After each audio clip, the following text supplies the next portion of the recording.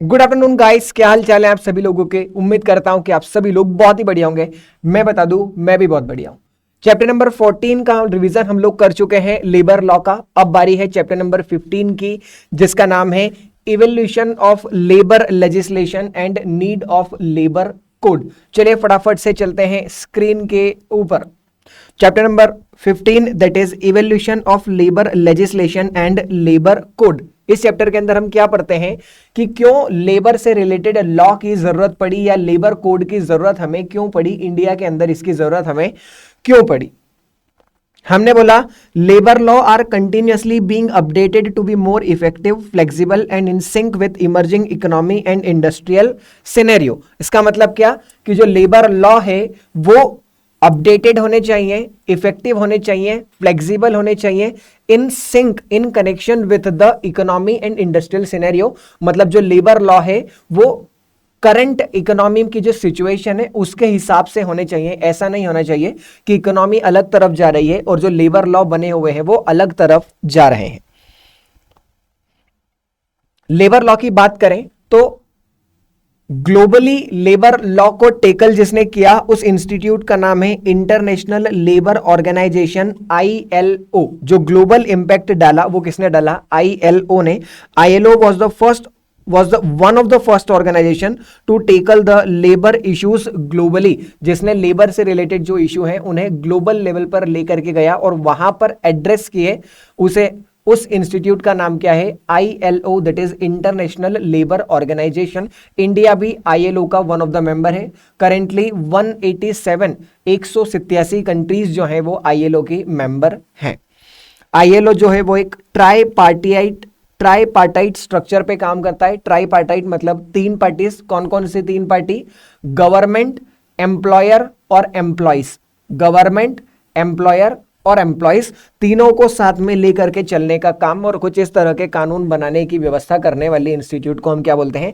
ILO, International Labour Organization. ये तो बात हो गई इंडिया के बाहर की या ग्लोबल लेवल की। सर इंडिया की बात करें तो क्या? इंडिया की अगर हम बात करें तो जो इंडिया में लेबर लॉज बने हुए हैं ना वो काफी ज्यादा कॉम्प्लेक्स है और ये बहुत ही एक लंबा चैलेंज हम लोगों से काफी समय से हम लोगों के लिए जो चैलेंज है वो बना हुआ है। क्यों बना हुआ है? क्योंकि इंडिया में करेंटली 100 से ज्यादा तो स्टेट्स के लेबर लॉ हैं और 40 लॉज जो है वो सेंट्रल गवर्नमेंट के हैं। जो लेबर है वो कॉन्करेंट लिस्ट का मैटर है। आप लोगों को पता होगा कॉन्स्टिट्यूशन के अंदर तीन तरह की लिस्ट चलती है। एक होती है कॉन्करेंट, एक होती है स्टेट की अलग और एक ऐसी होती है जिसपे सेंटर अलग से लॉ बना सकता है। एक सेंट्रल लेवल की, एक दूसरी स्टेट की और तीसरी कॉन्करेंट की। कॉन्करेंट मतलब स्टेट और सेंटर दोनों मिल करके जिसका मैटर के ऊपर लॉ बनाती है उसे कॉन्करेंट लिस्ट का मैटर बोलते हैं। और जो लेबर है वो भी कॉन्करेंट लिस्ट का मैटर है जिसके ऊपर सेंट्रल गवर्नमेंट और स्टेट गवर्नमेंट दोनों लॉ बनाती है और दोनों ने मिल करके 140 लॉ अभी तक बना करके रखे। ऑफ कोर्स जब इतने सारे लॉ बने हुए होंगे तो कॉम्प्लेक्सिटी तो अपने आप ही आ जाएगी। इसीलिए 2019 में मिनिस्ट्री ने क्या बोला कि हम 29 सेंट्रल लेजिस्लेशन मतलब ऐसे 29 कानून जो सेंट्रल गवर्नमेंट ने बनाए हैं उन्हें क्या करते हैं? 4 लेबर कोड के अंदर सबस्यूम कर देते हैं, कन्वर्ट कर देते हैं, रिप्लेस कर देते हैं, एक अम्ब्रेला के अंदर लेकर के आ जाते हैं ताकि यूनिफॉर्मिटी हम लोग इसके अंदर मेंटेन कर पाए। तो 4 नए लेबर कोड आए। कौन कौन से? Code on wages, industrial relation code, social security code और चौथा occupational safety, health and working condition code. जो बहुत सारे तरह के लेबर लॉस है, अभी हम लोग पढ़ेंगे कि कितने सारे लेबर लॉस हैं। उन सभी लेबर लॉस को रिप्लेस करते हुए हमने 4 नए लेबर कोड बनाए और उन सभी एक्ट्स को इन लेबर कोड से क्या कर दिया? सबस्यूम हमने कर दिया। नए लेबर कोड बनाने की जरूरत क्यों पड़ी? क्यों हमने नए लेबर कोड बनाए सर? ये बार बार इशू क्यों दे रहा है?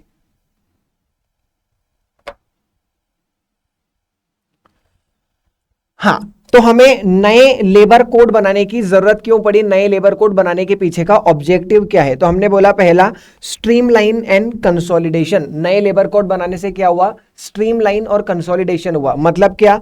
The commission emphasise the need to bring together disparted labour law under a consistent framework. जो अलग अलग तरह से लॉ अपनी अपनी अलग अलग बातें कर रहे थे, उन सभी को हमने क्या किया? इकट्ठा किया। और कंसोलिडेट इसी को तो बोलते हैं हम लोग, आप अकाउंट्स में भी कंसोलिडेशन पढ़ते हैं। कंसोलिडेशन का मतलब क्या होता है? सभी चीजों को एक जगह इकट्ठा करना। तो एक तरह के जितने भी लॉ थे उन सभी को इकट्ठा किया और उनका एक कोड बना दिया, मतलब consolidation of the law. Second, enhanced labour coverage. It creates a more comprehensive legal umbrella under which worker right and employer obligation are clearly defined. मतलब क्या किया? हमने जो हमारा कवरेज है लेबर से रिलेटेड वो और ज्यादा बढ़ाया। हमने जो नए कोड लाए उसके अंदर हमने क्या किया? वर्कर्स के राइट क्या है, एम्प्लॉयर की ऑब्लिगेशन, एम्प्लॉयर की ड्यूटीज क्या है, उन्हें क्लियरली डिफाइन किया ताकि कोई भी एम्बिग्यूटी अब ना बचे। तीसरा, standardisation in terminology and approach. सभी एक्ट्स के अंदर हमने कोशिश की कि जो डेफिनेशन है उनको सेम किया जाए। ऐसा ना हो कि गवर्नमेंट की definition payment of wages act में अलग है और मिनिमम वेजेस एक्ट में अलग है। हमने कोशिश करी कि नए लेबर कोड के अंदर जो डेफिनेशन है वो एक तरह की हो, कंसिस्टेंट हो, यूनिफॉर्म हो। तो स्टैंडर्डाइजेशन हम लोग टर्मिनोलॉजी के अंदर लेकर के आए। Identifying gap and area of improvement. हमने क्या किया? जो नए लेबर कोड लाए उनसे जो गैप पुराने एक्ट्स के अंदर थी उन गैप को हमने क्या किया? कम किया। और साथ ही साथ अभी भी अपॉर्चुनिटी हमारे पास है कि अगर कोई फ्यूचर में चेंजेस आते हैं तो हम उन्हें भी कर पाए। क्यों? क्योंकि हमने सिर्फ 29 लॉ को ही तो रिप्लेस किया है इन 4 कोड से। बाकी और भी बहुत सारे कानून हैं, हम उन्हें भी रिप्लेस करके सबस्यूम नए कोड से कर सकते हैं। इसके अलावा balancing flexibility and employ right. A central challenge is to facilitate employment development while preserving employ right. मतलब क्या? हमें एम्प्लॉयमेंट भी बढ़ाना है, साथ साथ में हमें एम्प्लॉय के राइट को भी प्रोटेक्ट करना है। दोनों ही काम हमें पैरेलली टेंडम में साथ साथ चलाना है। As the nature of work evolve, labor law must be updated to incorporate new form of employment and emerging economic scenario। जैसे जैसे इकोनॉमी चेंज हो रही है वैसे वैसे लेबर लॉ में भी चेंजेस जरूरी है। तो हमने क्या पढ़ा टॉपिक अभी? Objectives of new labour code के जो नए लेबर कोड गवर्नमेंट लेकर के आई है 4, इन 4 नए लेबर कोड के लाने के पीछे का ऑब्जेक्टिव क्या है? तो ऑब्जेक्टिव नंबर 1 था स्ट्रीमलाइन एंड कंसोलिडेशन। जो अलग अलग तरह के एक्ट थे हमने उन सभी को कंसोलिडेट किया और स्ट्रीमलाइन किया। सेकंड, हमने जो लेबर का कवरेज है उसे एनहांस किया, इंप्रूव किया, बढ़ाया। लेबर के कवरेज को हमने बढ़ाया। जो वर्कर्स के राइट थे, एम्प्लॉय की ड्यूटी थी, उनको और क्लियरली डिफाइन किया। स्टैंडर्डाइजेशन किया, कोशिश की कि सब जगह जो डेफिनेशन है वो कैसी हो? सिमिलर हो, सेम तरह की हो, अलग ना हो। जो गैप थे पुराने एक्ट्स के अंदर, इनेक्टमेंट्स के अंदर, उन्हें हमने कम की और नए लेबर कोड में उन्हें कम करने की, ढकने की कोशिश की। साथ ही साथ हम फ्लेक्सिबिलिटी लाए और एम्प्लॉय के राइट्स को हमने प्रोटेक्ट करने की कोशिश की, कुछ इस तरीके से कि एम्प्लॉयमेंट भी बढ़े और एम्प्लॉय के राइट्स जो है वो भी डिस्टर्ब ना हो, वो भी बने रहें। कौन कौन से एक्ट हैं जिनको 4 नए लेबर कोड ने सबस्यूम किया? हमने क्या बोला? टोटल 29 एक्ट्स थे जिन्हें रिप्लेस किया किसने? 4 लेबर कोड ने। तो कौन से? कोड ऑन वेजेस 2019 जिसने इन 4 एक्ट को क्या किया? सबस्यूम कर दिया। कौन कौन से? Payment of wages act 1936, minimum wages act 1948, payment of bonus act 1965, equal remuneration act 1976। तो इन 4 एक्ट को रिप्लेस किया किसने? Code on wages 2019। ध्यान रखा जाए, ये क्वेश्चन एग्जाम में डायरेक्टली भी ऐसा आता है कई बार कि बताइए कौन कौन से एक्ट को कोड ऑन वेजेस ने रिप्लेस किया। तो आपको ये 4 के नाम वहां पर लिख करके आने पड़ेंगे। Occupational safety, health and working condition code ने किन एक्ट को सबस्यूम किया? पहला, फैक्ट्रीज एक्ट को हटा दिया, माइंस एक्ट 1952 को हटा दिया, डॉक वर्कर्स एक्ट 1986 को हटाया, building and other construction workers act 1996, plantation labour act 1951, contract labour 1970, working journalist act 1958, motor transportation worker act 1961। क्या सर सारे याद करना है? Of course not. इनमें से कोई से भी 5 एक्ट आप लोग याद कर ले। कोशिश करिए वो एक्ट याद करिए जो आपको आसानी से याद हो जाए। जैसे फैक्ट्रीज एक्ट आसान है, माइंस एक्ट 1952 आसान है, मोटर ट्रांसपोर्ट वर्कर्स एक्ट 1961 आसान है, beedi and cigar worker act आसान है, cine workers and cinema theatre workers act 1981 आसान है, और एक कॉन्ट्रैक्ट लेबर एक्ट 1970। सारे मत याद करो, सिर्फ ये 5-6 भी याद कर लेंगे तो हमारा काम चल जाएगा। मान लो एग्जाम में क्वेश्चन आ गया कि बताओ occupational safety health and working condition code ने कौन से एक्ट को सबस्यूम किया, तो हमारे पास ये जो 6-7 नाम है, हम इन नाम को लिख करके आ सकते हैं। इंडस्ट्रियल रिलेशन कोड ने किन एक्ट को रिप्लेस किया? Sir total 3 act, trade union act 1926, industrial employment act 1946 और industrial dispute act 1947। Code on social security ने किसको रिप्लेस किया? सर इसने रिप्लेस किया एम्प्लॉय प्रोविडेंट फंड पीएफ वाले एक्ट को। ईएसआईसी 1948 को रिप्लेस किया। एम्प्लॉय कंपनसेशन एक्ट 1923 उसे रिप्लेस किया। मैटरनिटी बेनिफिट एक्ट 1961 को रिप्लेस किया। पेमेंट ऑफ ग्रेचुइटी एक्ट 1972 को किया और एम्प्लॉयमेंट एक्सचेंज एक्ट 1959। इन सभी में भी कोड ऑन सोशल सिक्योरिटी जो है वो थोड़ा सा ज्यादा इंपॉर्टेंट है, इसके ऊपर क्वेश्चन एग्जाम में आने के चांसेस थोड़े से ज्यादा हैं। फिर अगली बात आती है कि सर ये जो नए लेबर कोड आए हैं, क्या इन नए लेबर कोड ने कुछ नई चीज भी इंट्रोड्यूस करी है या सिर्फ पुरानों को कंसोलिडेट करने का ही काम किया? तो नहीं, इन्होंने कुछ नई चीज भी इंट्रोड्यूस करी है और उस नई चीज में एक इन्होंने कॉन्सेप्ट लाए। कौन सा? गिग वर्कर का। कौन सा कॉन्सेप्ट लाए? गिग वर्कर का। गिग वर्कर मतलब ऐसे एम्प्लॉइज जो कहीं परमानेंटली काम करने की बजाय फ्रीलांसिंग का काम करते हैं, कॉन्ट्रेक्चुअल बेसिस पे काम करते हैं। तो गिग वर्कर्स मतलब वो वर्कर्स, वो इंडिविजुअल, वो एम्प्लॉय जो कहीं पे फिक्स या परमानेंट एम्प्लॉयमेंट ना करते हुए कॉन्ट्रेक्चुअल टेम्परेरी एम्प्लॉयमेंट करते हैं, उन्हें हम क्या बोलते हैं? Gig worker. और ऐसे वर्कर्स को नए लेबर कोड ने रिकॉग्नाइज किया है, मतलब इनके लिए भी जो राइट्स हैं वो स्टैब्लिश किए हैं, इनके लिए भी रूल्स बनाए हैं। तो ये अच्छी बात है। हमने एक पॉइंट पढ़ा था, हमने कवरेज इनहांस किया था लेबर्स का, तो ये हमें दिख रहा है कि हाँ नए लेबर कोड के अंदर गिग वर्कर जो एक नया फॉर्म है, आजकल हम लोग देखते हैं कि कितनी ज्यादा फ्रीलांसिंग बढ़ चुकी है, तो फ्रीलांसिंग का कॉन्सेप्ट भी किसने बढ़ाया? इन्होंने बढ़ाया, और उस कॉन्सेप्ट को इन्होंने अपने एक्ट के अंदर भी इनकॉर्पोरेट कर लिया, कोड ऑन सोशल सिक्योरिटी 2020 के अंदर। The code on social security 2023 defines gig worker. ठीक है, उन्होंने गिग वर्कर को डिफाइन भी किया है। A person who performs work or participate in a work arrangement and earns from such activity outside of a traditional employer-employee relation। मतलब वो किसी employer-employee relationship में नहीं है, वो कहीं सैलरी पे काम नहीं करता है, वो परफॉर्म करता है work on a work arrangement and earn from such activity। मतलब आपने उसे कुछ काम बोला, उसने वो काम किया और उसका काम खत्म। अब उसका और आपके बीच में कोई रिलेशन नहीं, वो कोई रोज ऑफिस नहीं आता है, रोज सुबह आके पंच इन पंच आउट नहीं करता है, वो आपका रेगुलर एम्प्लॉय, रेगुलर लेबर नहीं है। उसने अपने कॉन्ट्रेक्चुअल बेसिस पे उसने आपसे काम किया और आपने उसका काम करने का उसको पैसा दिया। Gig worker is an individual. Gig worker वो इंडिविजुअल है जो शॉर्ट टर्म बेसिस पे फ्लेक्सिबल जॉब, जिसे हम फ्रीलांसर, कंसल्टेंट या इंडिपेंडेंट कॉन्ट्रैक्टर के नाम से जानते हैं। Unlike traditional employ bound to a single employer, ना कि वो ट्रेडिशनल एम्प्लॉय जैसा है जो एक सिंगल एम्प्लॉयर से बंधा हुआ होता है। Gig worker operate in the gig economy, taking on various project from different client, often facilitated through online platform. जैसे कि आज मुझे कुछ बाहर का काम करना है, तो क्या है आप एक गिग वर्कर है। क्यों? क्योंकि आप किसी सिंगल एम्प्लॉयर से जुड़े हुए नहीं है, आप ऑनलाइन प्लेटफॉर्म के थ्रू इंडिपेंडेंट काम कर रहे हैं, और जिस इकोनॉमी में आप काम कर रहे हैं उस इकोनॉमी को गिग इकोनॉमी कहते हैं। तो गिग वर्कर का मतलब क्या? A person who performs work और participate in a work arrangement and earn from such activity outside of a traditional employer employ relation, short term, flexible, unlike traditional employ bound to a single employer. Gig worker operate in the gig economy. Gig operator जो है वो, gig worker जो है वो gig economy के अंदर operate करता है। They are self employed, meaning they manage their own schedule. उनका कोई शेड्यूल नहीं है, उनका कोई बॉस नहीं है, और उनको वर्कलोड भी अपना खुद से ही मैनेज करना है।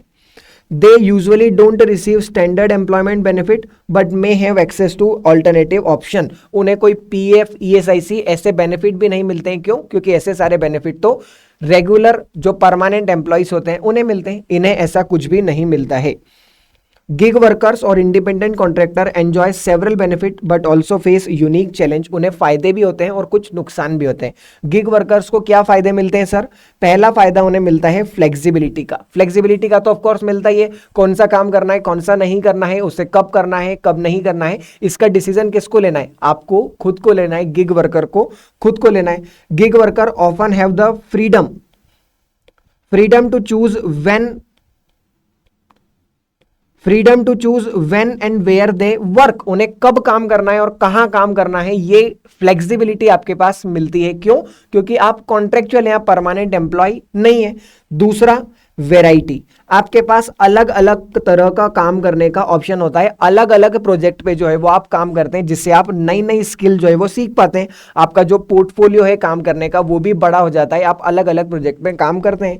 इंडिपेंडेंस, आपके पास आज़ादी रहती है, आप अपने वर्क को किस तरीके से करना चाहते हैं उसका पूरा कंट्रोल आपके ऊपर रहता है, क्योंकि कोई आपको कंट्रोल नहीं कर रहा होता है, आप किसी के अंडर में एम्प्लॉयमेंट में नहीं है। चौथा फायदा क्या है? Cost effectiveness. Gig workers often work remotely, जैसे आप घर से काम कर रहे हो तो आपको किसी दूसरे शहर पे नहीं जाना, वहां का किराया आपने बचाया, वहां का ट्रांसपोर्टेशन का कॉस्ट आपने बचाया, तो ये क्या हो गया? कॉस्ट इफेक्टिवनेस भी आप लोगों के लिए हो गया जब आप गिग वर्कर बनेंगे तब। नुकसान क्या है?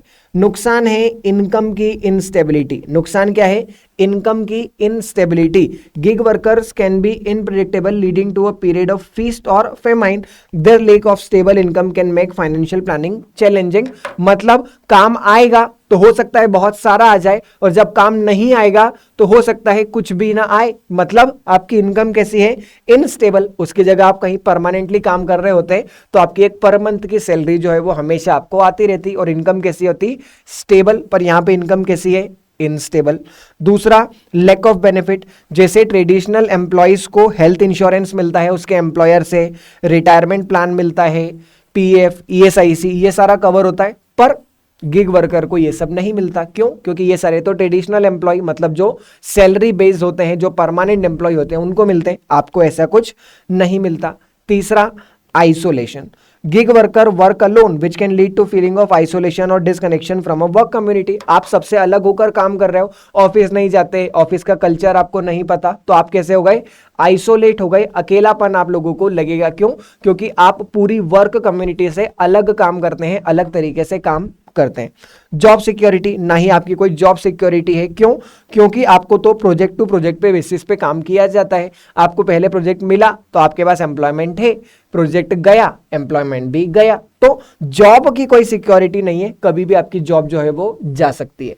तो हम लोग टॉपिक कौन सा पढ़ रहे हैं? हम लोग टॉपिक पढ़ रहे हैं कि सर नए लेबर कोड आने की वजह से कुछ नया रिफॉर्म आया क्या? हमने बोला हाँ, कोड ऑन सोशल सिक्योरिटी 2020 ने एक नया रिफॉर्म लाया जिसका कॉन्सेप्ट का नाम था, क्या था? Gig worker. गिग वर्कर मतलब ऐसे इंडिविजुअल जो प्रोजेक्ट टू प्रोजेक्ट बेसिस पे काम करते हैं, किसी एम्प्लॉयर एम्प्लॉय रिलेशनशिप में बंधते हुए ना, वो अलग से इंडिपेंडेंटली ऑपरेट करते हैं। उनके कुछ फायदे होते हैं और उनके कुछ नुकसान होते हैं। आप ध्यान रखना, ये नया क्वेश्चन है, नया टॉपिक है, नया कॉन्सेप्ट है, जिसको एक बार एग्जाम में पूछा हुआ भी है। मैं अभी आपको क्वेश्चन पेपर दिखाऊंगा तो आपको दिखेगा। दूसरे और क्या की रिफॉर्म्स आए सर? आपने बोला कि नया कॉन्सेप्ट गिग वर्कर का इंट्रोड्यूस हुआ, इसके अलावा और क्या हुआ? इसके अलावा एक हमने यूनिवर्सल पेंशन कवरेज लाया। ईपीएफओ के बेनिफिट जो है वो अब हर सेक्टर के, जो ऑर्गेनाइज सेक्टर में है एम्प्लॉय उन्हें भी मिलेगा, अनऑर्गेनाइज में भी मिलेगा। साथ ही साथ जो भी ऐसे इंस्टीट्यूट है जो हैजार्डस काम कर रहे हैं, हैजार्डस एरिया में है, उन्हें ईएसआईसी के साथ रजिस्ट्रेशन करवाना मैंडेटरी है। ये पहले नहीं हुआ करता था, अब से हमने कर दिया। हमने मैटरनिटी बेनिफिट के प्रोविजंस को और बढ़ाया। स्पेसिफाइड पीरियड में मैटरनिटी बेनिफिट मिलेगा, उस समय पे आप काम नहीं करवा सकते, ये वाले प्रोविजन हमने नए इंट्रोड्यूस किए। Employer must deposit 25% of the disputed EPF amount for appeal. अगर किसी एम्प्लॉयर को एम्प्लॉय के ऊपर केस फाइल करना है regarding their PF, provident fund से रिगार्डिंग कोई डिस्प्यूट है, तो हमने क्या बोला, जब तक 25% का अमाउंट आप डिपॉजिट नहीं करोगे तब तक हम आपकी अपील को सुनेंगे नहीं। जैसा एमएसएमई के सेक्शन नंबर 19 में पढ़ा था हमने, वहां 75% ऑफ डिस्प्यूटेड अमाउंट जमा करना पड़ता था, यहां 25% ऑफ डिस्प्यूटेड अमाउंट आपको जमा करना पड़ेगा, उसके बाद ही कोर्ट आपकी अपील को कंसीडर करेगा, सुनेगा। नेशनल डाटाबेस, हमने क्या किया, एक नेशनल डाटाबेस क्रिएट कर दिया है, जो भी कौन है अनएम्प्लॉयड है वर्कर्स उनके लिए, और जिन्हें भी 20 से ज्यादा एम्प्लॉय की जरूरत है उनको अपनी वैकेंसी ऑनलाइन रिपोर्ट करनी पड़ेगी ताकि सभी के पास इक्वल अपॉर्चुनिटी हो एम्प्लॉयमेंट का। हमने एक यूएएन का कॉन्सेप्ट इंट्रोड्यूस किया, यूनिवर्सल अकाउंट नंबर का, जो ईपीएफ, ईएसआईसी और गवर्नमेंट की और भी जो स्कीम्स होती है उन सभी में एक सिंगल अकाउंट रजिस्ट्रेशन नंबर हमने इसके अंदर चालू किया। तो ये तो कोड ऑन सोशल सिक्योरिटी 2020 के अंदर नए रिफॉर्म्स थे। कौन कौन से? पहला रिफॉर्म गिग वर्कर का इंट्रोडक्शन, दूसरा हमने बोला कि पेंशन का कवरेज हम लोगों ने सब में बढ़ा दिया, मैटरनिटी बेनिफिट ले आए, हजार्डस इंस्टीट्यूशन का रजिस्ट्रेशन हमने मैंडेटरी कर दिया, ईपीएफ के ड्यू के लिए आपको 25% पहले डिपॉजिट करना पड़ेगा, हमने एक डाटाबेस क्रिएट किया अनएम्प्लॉयमेंट के लिए, साथ ही साथ हमने यूएएन यूनिवर्सल अकाउंट नंबर का एक कॉन्सेप्ट लेकर के आए। Occupational safety health and working condition code 2020 के अंदर क्या नया रिफॉर्म आया, उसके अंदर हमने बोला कि सारे एस्टेब्लिशमेंट जहां पे 10 या 10 से ज्यादा वर्कर हैं उन सभी को रजिस्ट्रेशन करवाना पड़ेगा। ऐसे सारे एस्टेब्लिशमेंट जहां 10 या 10 से ज्यादा वर्कर्स हैं उन सभी को occupational safety health and working condition code के अंदर रजिस्ट्रेशन करवाना मैंडेटरी है। इंटर स्टेट माइग्रेंट वर्कर, अगर आपकी कंपनी के अंदर, आपके इंस्टीट्यूट के अंदर, ऑर्गेनाइजेशन के अंदर दूसरे राज्य से कोई वर्कर काम करने आ रहे हैं तो ऐसे केस में उन्हें अपॉइंटमेंट लेटर देना मैंडेटरी है। साथ ही साथ उनका साल में एक बार एनुअल हेल्थ चेकअप फ्री में करवाना आपकी रिस्पॉन्सिबिलिटी है। Occupational safety health and working condition code 2020 के अंदर क्या चेंज आया, हमने बोला 10 या 10 से ज्यादा वर्कर्स अगर आपके यहाँ है तो रजिस्ट्रेशन मैंडेटरी। दूसरा, अगर आपके यहाँ दूसरे राज्य से कोई वर्कर आए हुए हैं तो उन वर्कर्स का चेकअप करवाना भी मैंडेटरी है। तीसरा, one nation one ration card की जो स्कीम है वो इंटर स्टेट माइग्रेंट वर्कर्स को भी अवेलेबल होगी। मतलब कोई उत्तर प्रदेश का वर्कर मध्य प्रदेश में काम करने आया है तो उसे one nation one ration card की सुविधा मध्य प्रदेश के अंदर भी मिलेगी। आप ऐसा करके उसे मना नहीं कर सकते कि तुम तो यहाँ के रहने वाले नहीं हो, हम तुमको ये फायदा नहीं देंगे, आपको देना पड़ेगा। ऐसा कौन बोलता है? ऐसा बोल रहा है occupational safety health and working condition code 2020। चौथा, ग्रीवियंस रिड्रेसल, हमने क्या किया, मैंडेटरी हेल्पलाइन फैसिलिटी, वो जो टोल फ्री नंबर होता है 1800 वाला, वो हमने हर स्टेट के अंदर चालू कर दिया। अगर किसी भी माइग्रेंट वर्कर को दिक्कत है तो वो इस नंबर पे फोन लगा करके अपनी सुविधा जो है वो, अपनी जो समस्या है उसे सुलझा सकता है। हमने मैटरनिटी बेनिफिट जो है वो इनहांस किया गया और ज्यादा। साथ ही साथ हमने मॉनेटरी पेनल्टी और कोर्ट को power, court can award 50% of monetary penalty to worker in case of accident और डेथ। अगर किसी भी वर्कर की डेथ हो जाती है एक्सीडेंट में या डेथ की वजह से, इन केसेस ऑफ एक्सीडेंट हो जाता है उसका या डेथ हो जाता है, तो कोर्ट उस केस में 50% की मॉनेटरी पेनल्टी जो है वो वर्कर के परिवार में दे सकता है। ये भी हम लोगों ने इस वाले नए लेबर कोड के अंदर इंट्रोड्यूस किया। कोड ऑन वेजेस 2019 के अंदर हमने क्या इंट्रोड्यूस किया नया, हमने बोला हमने कॉम्प्रिहेंसिव कवरेज किया। For the first time all worker organised हो या अनऑर्गेनाइज हो, सभी को हमने राइट टू मिनिमम वेजेस दिया। आप ऑर्गेनाइज सेक्टर में काम कर रहे हो या अनऑर्गेनाइज सेक्टर में काम कर रहे हो, सभी को मिनिमम वेजेस एक्ट के अंदर हम लेकर के आए। मतलब एक मिनिमम वेज, मिनिमम भत्ता हम लोगों ने सबके लिए फिक्स किया, उसके अंदर हम लेकर के आए। हमने कोशिश की कि सभी को पेमेंट जो है वो टाइम पर दे दिया जाए, जो वेजेस का पेमेंट है वो टाइम पर हो, इसको भी हमने इंश्योर करने की कोशिश करी।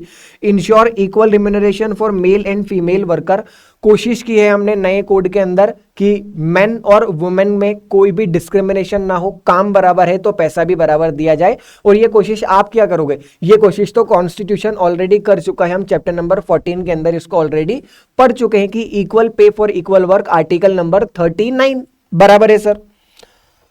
हमने क्लेम पीरियड बढ़ाया, अगर किसी को अपना पीएफ ईएसआईसी का पैसा ड्यू है तो उसको क्लेम करने के लिए हमने समय जो है उसे 3 साल बढ़ाया। जो पहले कम हुआ करता था उसे बढ़ा करके हमने कितना कर दिया, 3 साल कर दिया। ठीक है, साथ ही साथ हमने अगर कोई भी डिस्प्यूट होता है तो उसका बर्डन ऑफ प्रूफ जो है वो हमने शिफ्ट कर दिया किसके ऊपर, एम्प्लॉयर को। अब अगर कुछ भी गलती होती है तो उसे प्रूव करने की जिम्मेदारी एम्प्लॉयर के ऊपर है, ना कि एम्प्लॉय के ऊपर है कि वो अपने आप को निर्दोष साबित करे उस गुनाह के ऊपर।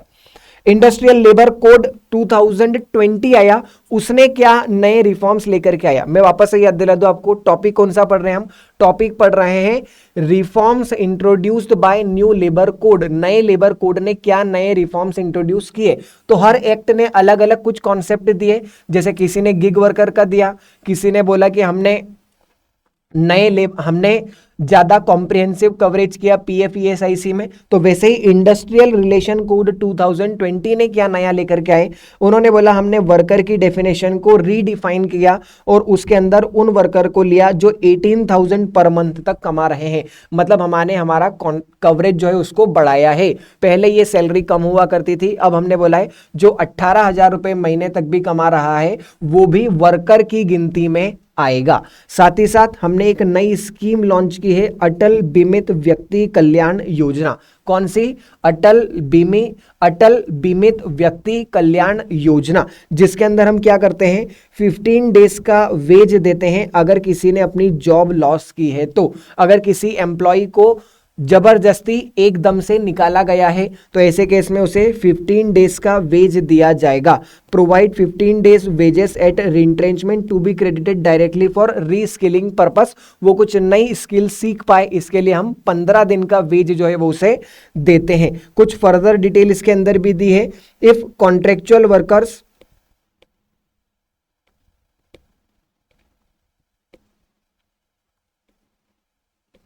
If contractual workers are not regularised, जो कॉन्ट्रेक्चुअल वर्कर थे उन्हें आपने क्या किया, रेगुलराइज नहीं किया और उन्हें रादर रीट्रेंच कर दिया है। रीट्रेंच का मतलब क्या होता है, निकाल देना। दे में बी फैसिलिटेड अंडर द अटल बीमित व्यक्ति कल्याण योजना। उन्हें क्या मिलेगा, अटल बीमित कल्याण व्यक्ति कल्याण योजना के अंदर फायदा मिलेगा।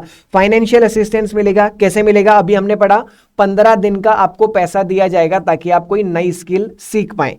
Skill development, it include provision for training and upskilling thereby enhancing the employability. उन्हें और अलग तरीके से एम्प्लॉयबिलिटी सिखाई जाएगी, उन्हें और अलग तरीके से स्किल सिखाई जाएगी ताकि वो एम्प्लॉयबल बने और कॉम्पिटिटिव जॉब मार्केट में सर्वाइव कर पाए। साथ ही साथ जॉब प्लेसमेंट असिस्टेंस, जिन्हें कुछ स्किल्स आती है उन्हें किसी दूसरी कंपनी में नौकरी दिलवाई जाए, उसकी भी कोशिश अटल बीमित व्यक्ति कल्याण योजना के अंदर गवर्नमेंट ने की है। The programme offer support in job search and placement service to help affected worker secure new employment opportunity. ये कुछ पोर्शन कवर होना यहाँ पर रह गया है तो मैं इसे नीचे अलग से ऐड कर रहा हूं ताकि आप इसे बाद में पढ़ पाए। कहाँ पे कर देता हूं, एक नया पेज ही ऐड कर देता हूं। ठीक है, ये मैंने नया पेज ऐड किया, ऐड पेज, और यहां पर मैं इसे लेकर के आ जाता हूं। ये नोट्स में आप लोगों को डिस्क्रिप्शन में अटैच कर दूंगा, तो आपको डाउनलोड करना है तो आप कर सकते हैं, कोई समस्या वाली बात नहीं। ये मैंने कर दिए और साथ ही साथ यहाँ पे रेफरेंस भी दे दिया कि यहाँ की बची हुई बातें यहाँ पढ़नी है। ये इंपॉर्टेंट है, ध्यान रखना, अटल बीमित कल्याण विकास योजना के ऊपर एग्जाम में क्वेश्चन आया हुआ है। फिर हमने क्या किया, ट्रेड यूनियन को रिकॉग्नाइज किया। Empower the government to recognise the trade union for federation as a negotiation body if they represent 51% और मोर वर्कर। अगर एक कंपनी के अंदर जितने वर्कर्स हैं उन वर्कर्स ने मिलकर के 51% ऑफ वर्कर्स ने मिलकर के किसी ट्रेड यूनियन को बनाया है तो उस ट्रेड यूनियन को आपको रिकॉग्नाइज करना पड़ेगा।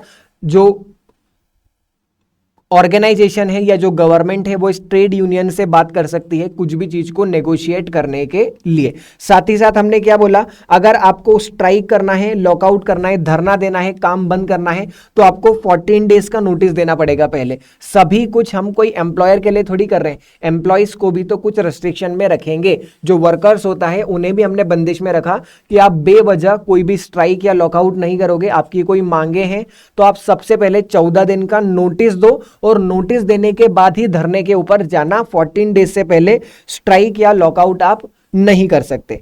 साथ ही साथ prior permission for the lay off and retrenchment. अगर कंपनी किसी एम्प्लॉयज को बल्क में निकालना चाहती है, ले ऑफ करना चाहती है, जैसे अभी हम लोग रिसेंट में न्यूज सुन रहे हैं कि इन्फोसिस ने 400 एम्प्लॉय को निकाल दिया, टीसीएस ने 200 एम्प्लॉय को निकाल दिया। तो ले ऑफ अगर आपको करना है तो उसके लिए आपको प्रायर परमिशन लेनी पड़ेगी। स्टैब्लिशमेंट विद 300 और more worker must obtain prior permission from the appropriate government. पहले गवर्नमेंट से पूछो, उसके बाद ही आप ले ऑफ कर सकते हैं। अगर आपकी कंपनी के अंदर 300 से ज्यादा वर्कर काम करते हैं तो पहले गवर्नमेंट से पूछना पड़ेगा, फिर आप ले ऑफ कर सकते हैं। और ये हम लोगों का जो चैप्टर है, चैप्टर नंबर 15 खत्म हुआ।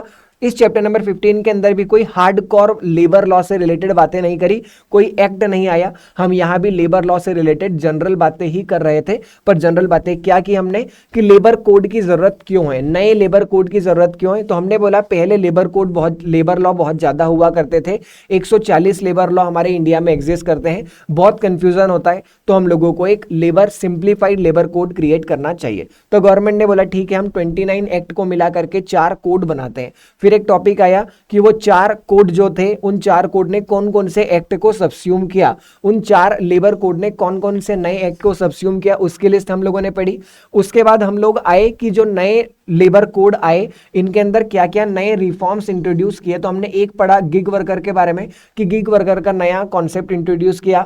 इसके अलावा हमने लेबर का कवरेज बढ़ाया, हमने benefit, pension benefit, employ insurance के बेनिफिट जो है वो ज्यादा लोगों को इंट्रोड्यूस किए। साथ ही साथ इंडस्ट्रियल रिलेशन कोड 2019 के अंदर भी कुछ नए रिफॉर्म्स आए। और एक अटल बीमित कल्याण विकास योजना के बारे में हम लोगों ने पढ़ा। अब फटाफट से एक काम करते हैं, इस चैप्टर के कितने क्वेश्चंस अभी तक एग्जाम में आए हैं उनको देख लेते हैं। जून 2024 के एग्जाम में क्वेश्चन आया है कि गिग वर्कर का मतलब क्या होता है और क्या पोटेंशियल बेनिफिट या चैलेंजेस गिग वर्कर्स को होते हैं। तो गिग वर्कर्स मतलब वो वर्कर्स जो परमानेंट बेसिस पे काम नहीं करते हैं, कॉन्ट्रेक्चुअल बेसिस पे किसी के यहाँ काम करते हैं और एम्प्लॉयर एम्प्लॉय रिलेशन में काम नहीं करते हैं। उन्हें क्या फायदा होता है, उन्हें फ्लेक्सिबिलिटी मिलती है, वैरायटी मिलती है अलग अलग काम करने का, इंडिपेंडेंट होते हैं, किसी के कहने में नहीं आते, किसी के कंट्रोल में नहीं रहते हैं, और कॉस्ट इफेक्टिवनेस होते हैं क्योंकि घर से काम करते हैं, रिमोट लोकेशन से काम करते हैं तो पैसा भी बचा पाते हैं। नुकसान क्या होता है, इनस्टेबल इनकम होती है, बेनिफिट नहीं मिलते, हेल्थ इंश्योरेंस वगैरह या पीएफ ईएसआईसी का जो बेनिफिट रेगुलर एम्प्लॉय को मिलता है वो गिग वर्कर को नहीं मिलता है। आइसोलेशन में चले जाते हैं, बेचारे अकेले काम करते हैं, तो जो वर्क कल्चर, वर्क कम्युनिटी होती है वो आपको नहीं मिलती है, और जॉब सिक्योरिटी नहीं रहती है। काम चलेगा तो बहुत चलेगा, नहीं चलेगा तो नहीं चलेगा। ये एग्जाम जून 2024 के एग्जाम में क्वेश्चन आया हुआ है। अब देखते हैं कुछ केस स्टडी में भी क्वेश्चन पूछा हुआ है।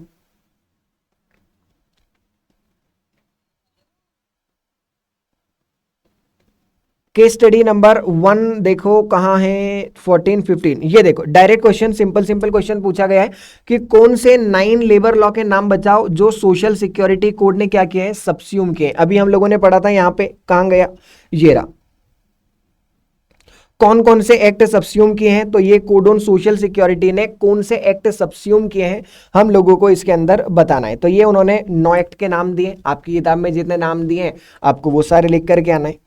Simple question. और एक और क्वेश्चन है इसका, जहां तक मुझे याद है, ये रहा, फैसिलिटेशन अंडर अटल बीमित विकास कल्याण योजना। अटल बीमित विकास कल्याण योजना के अंदर गवर्नमेंट की क्या स्कीम है, वो वाली जिन्हें कॉन्ट्रेक्चुअल वर्कर को रिट्रेंच कर दिया जाता है। तो कॉन्ट्रेक्चुअल वर्कर को जब रेगुलराइज नहीं करते हैं और रिट्रेंच कर देते हैं तो उन्हें अटल बीमित विकास कल्याण योजना के अंदर क्या क्या फायदा मिलता है। तो हमने बोला पहले फाइनेंशियल असिस्टेंस मिलता है, 15 दिन का आपको पैसा मिलता है ताकि आप कोई नई स्किल सीख पाए, अपने आप को रीस्किल कर पाए। साथ ही साथ आपकी रीस्किल डेवलपमेंट और रीट्रेनिंग ऊपर वर्क किया जाता है, गवर्नमेंट आपको ट्रेनिंग देती है ताकि आप अपने आप को अपस्किल कर पाएं, इनहांसिंग द एम्प्लॉयबिलिटी। और जॉब प्लेसमेंट का असिस्टेंस, अगर आपके पास अच्छी स्किल्स होगी तो गवर्नमेंट कोशिश करती है कि आपको क्या करे, जॉब ढूंढने में मदद करे और प्लेसमेंट सर्विसेज आपको दे ताकि आप आसानी से काम करने वापस से लग जाए। और ये कुछ 3 क्वेश्चन अभी तक 3 अटेम्प्ट हुए और 3 क्वेश्चन हम लोगों ने देख लिए।